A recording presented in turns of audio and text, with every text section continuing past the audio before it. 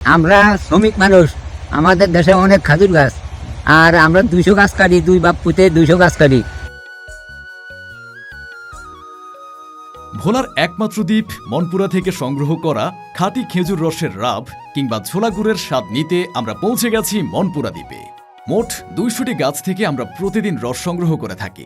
প্রতিদিন সকালে প্রতিটি গাছ পরিষ্কার করা হয় যাতে রস থাকে সম্পূর্ণ বিশুদ্ধ ও স্বাস্থ্যসম্মত। দক্ষভাবে গাছ কেটে বিকালে রসের হাঁড়ি বসানো হয়। সারা রাত ধরে জমা রস সকালে সংগ্রহ করে শুরু হয় খাঁটি রাব বা ছোলা গুড় তৈরির যাত্রা।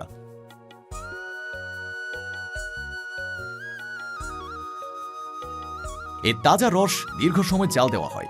ধীরে ধীরে সম্পূর্ণ রসের রং পরিবর্তন হতে থাকে আর চারপাশ ভরে ওঠে মিষ্টি সুগন্ধে। এরপর ভালোভাবে ছেঁকে নেওয়ার পর তৈরি হয়ে যায় ঘন, মোলায়েম আর সুগন্ধিযুক্ত খাঁটি রাব বা ছোলা গুড়।